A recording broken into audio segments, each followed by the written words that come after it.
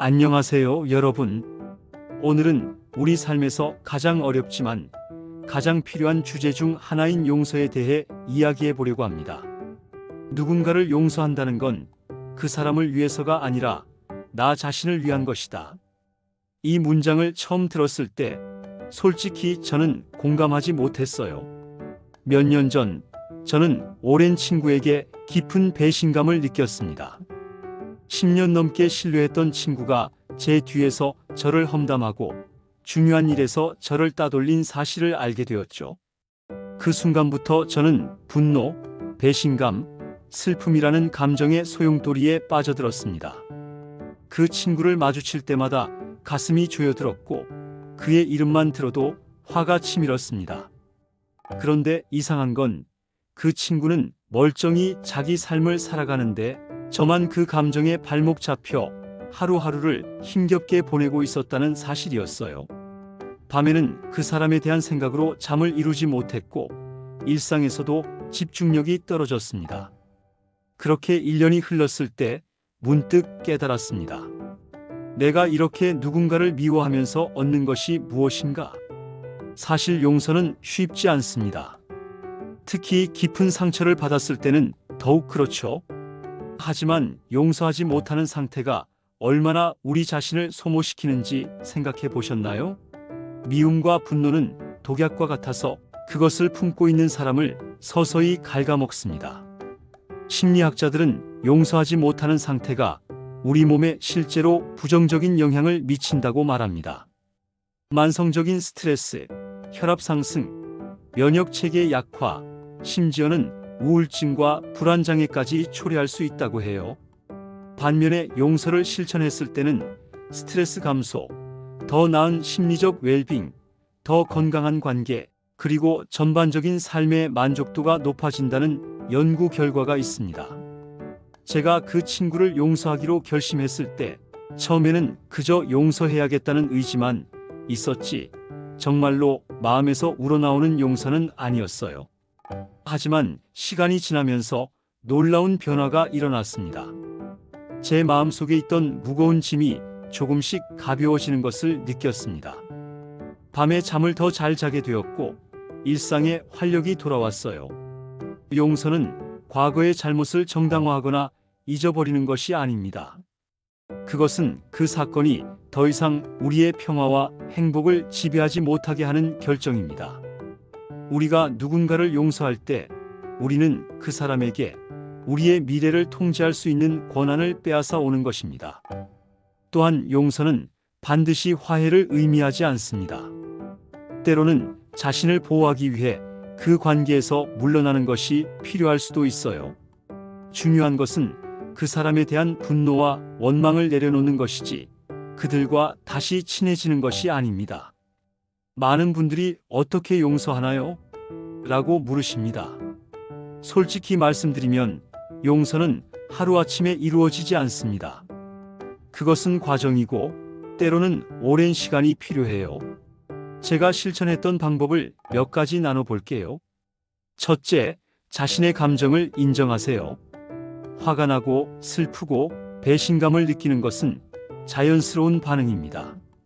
이러한 감정을 억누르려 하지 말고 있는 그대로 느끼고 표현하세요. 일기를 쓰거나 신뢰할 수 있는 사람에게 이야기하는 것도 도움이 됩니다. 둘째, 그 사람의 입장에서 생각해 보세요. 이것은 그들의 행동을 정당화하는 것이 아니라 그들 역시 불완전한 인간이라는 것을 이해하는 과정입니다. 저는 그 친구가 왜 그런 행동을 했는지 깊이 생각해 보았고 그 역시 자신만의 불안과 두려움이 있었다는 것을 깨달았습니다. 셋째, 자신을 위한 용서를 선택하세요. 나는 더 이상 이 분노가 내 삶을 지배하도록 허락하지 않겠다고 결심하세요. 이것은 강한 의지의 결정입니다. 넷째, 시간을 허용하세요. 용서는 하루아침에 이루어지지 않습니다. 때로는 몇 개월, 심지어 몇 년이 걸릴 수도 있어요. 자신에게 인내심을 가지세요. 다섯째, 전문적인 도움을 구하는 것도 좋은 방법입니다. 심리 상담사나 치료사는 여러분이 이 과정을 통과하는 데 큰 도움을 줄 수 있습니다. 사실 저는 그 친구를 용서한 후에도 예전처럼 가깝게 지내지는 않고 있습니다. 하지만 이제는 그의 이름을 들어도 가슴이 아프지 않고 우연히 마주쳐도 평온함을 유지할 수 있게 되었습니다. 이것이 바로 용서가 가져다준 선물입니다. 용서는 단순히 상대방을 위한 것이 아닙니다. 그것은 여러분 자신을 위한 것입니다. 용서를 통해 우리는 과거의 아픔에서 자유로워지고 현재와 미래에 더 집중할 수 있게 됩니다. 인생에서 우리는 크고 작은 상처를 받습니다. 때로는 가장 가까운 사람들에게서 가장 깊은 상처를 받기도 하죠. 하지만 그 상처를 어떻게 다루느냐에 따라 우리의 삶의 질이 크게 달라집니다. 넬슨 만델라는 27년간의 부당한 투옥 후에도 그를 가두었던 사람들을 용서했습니다. 그는 용서란 과거의 죄수에서 벗어나는 것이라고 말했습니다. 만약 그가 분노와 복수심을 품고 있었다면 남아프리카의 평화로운 전환과 화해는 불가능했을 것입니다. 물론 모든 상황에 용서가 적절한 것은 아닙니다. 특히 심각한 학대나 폭력을 경험한 경우에는 더욱 복잡한 문제가 됩니다. 이런 경우에는 전문가의 도움이 반드시 필요합니다. 그리고 때로는 용서보다 자신을 보호하는 것이 더 중요할 수도 있어요.